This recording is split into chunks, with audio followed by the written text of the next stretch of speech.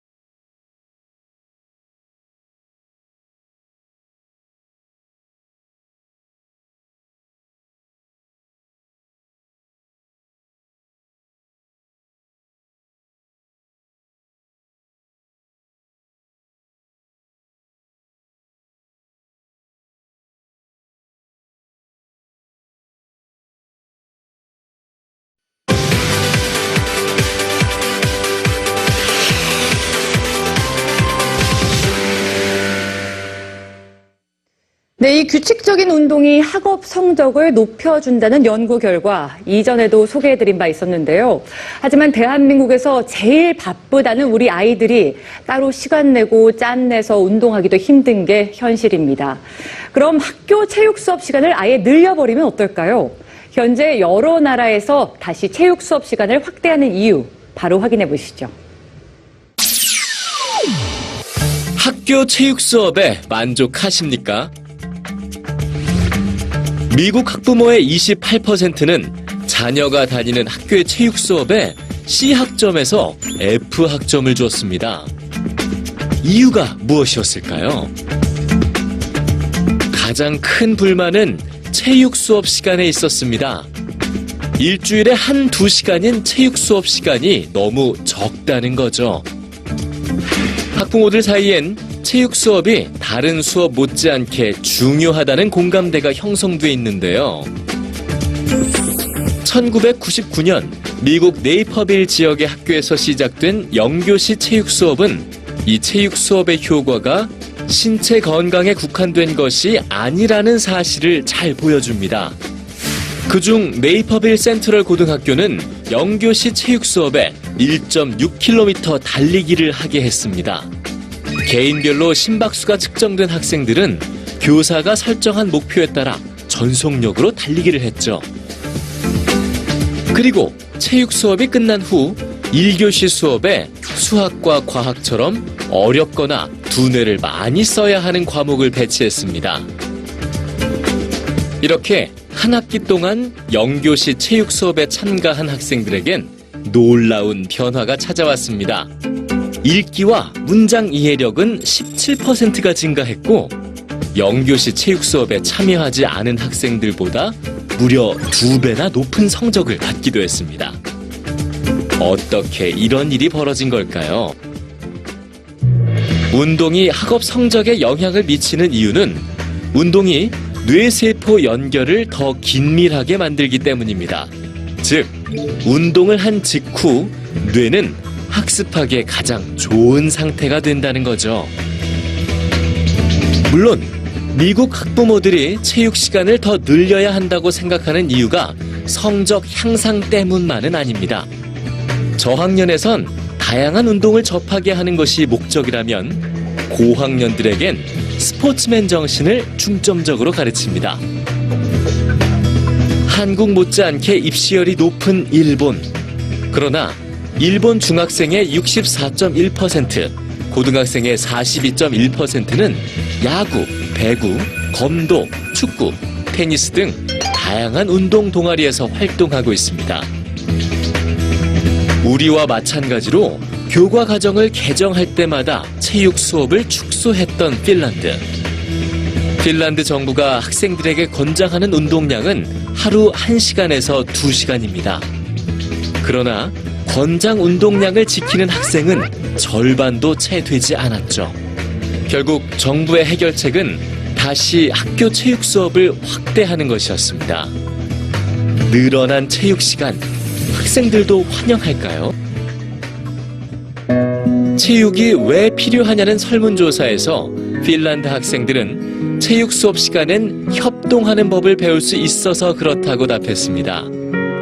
그리고 같은 팀원의 실패를 너그럽게 넘길 수 있는 아량 또한 체육 시간에만 배울 수 있다고 답했죠. 체육 수업이 왜 필요하냐는 물음에 우리는 과연 어떤 답을 내놓을 수 있을까요?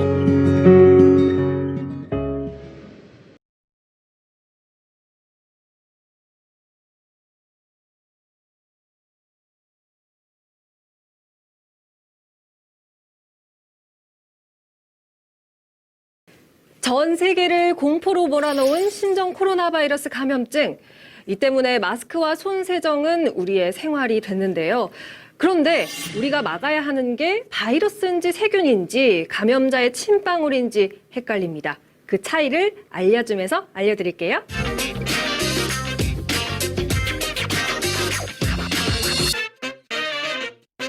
바이러스가 알려진 역사는 그렇게 길지가 않습니다. 19세기 후반 과학자들은 세균의 1000분의 1 정도 크기의 미세한 전염성 병원체를 발견하게 되는데요.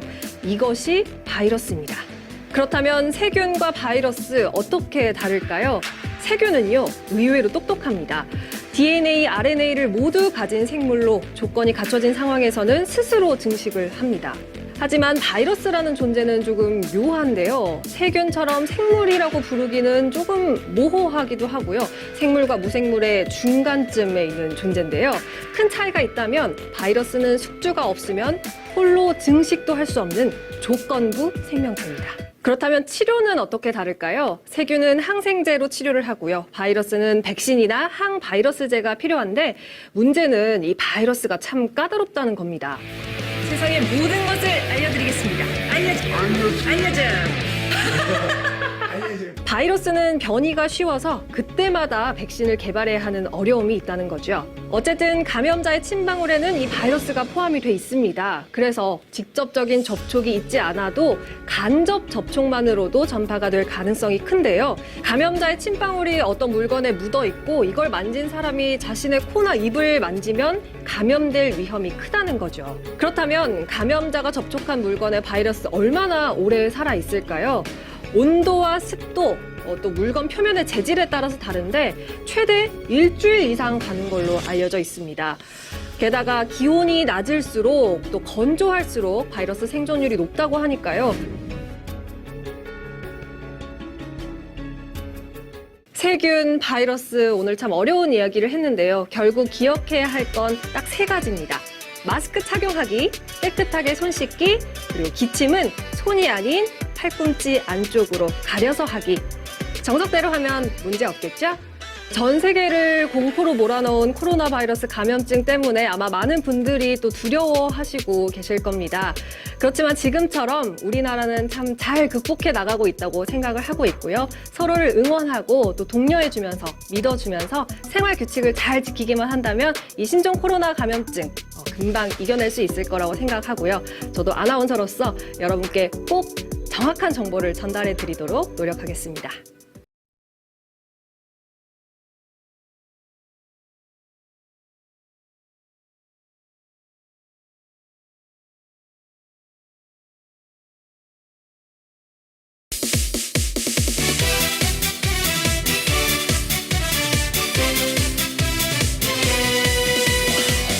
미스터 트롯과 함께하는 코로나19 패치송 함께 불러요. 짜라짜라짜짜짜 짜라짜라짜짜짜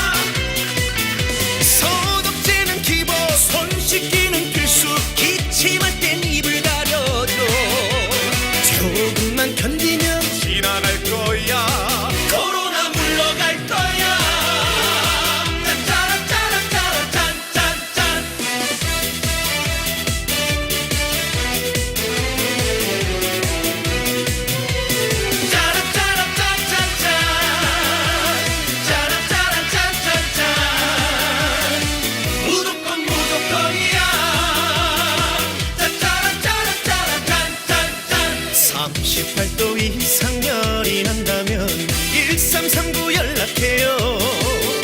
낮에도 좋아 밤에도 좋아 1339 연락해요. 혹시라도 증상 나타난다면 병원보다 보건소로 가주세요.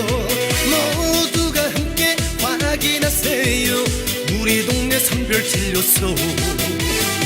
짜짜라짜라짜라짠짠짠 확진자 이동 경로 확인은 무조건이야. 위험 지역 방문했다면 자가격리해두세요. 나 하나쯤이야 괜찮겠지 말고 방역 지침 지켜간다면 우리 모두 함께 이겨낼 거야. 코로나 이겨낼 거야. 짜짜라짜라짜라짠짠짠 코로나 막을 예방 수칙은 손 씻기 무조건이야. 코로나 막을 예방 수칙은 마스크는 착용이야. 소독제는 기본, 손 씻기는 필수. 기침할 땐 입을 가려줘. 조금만 견디면 지나갈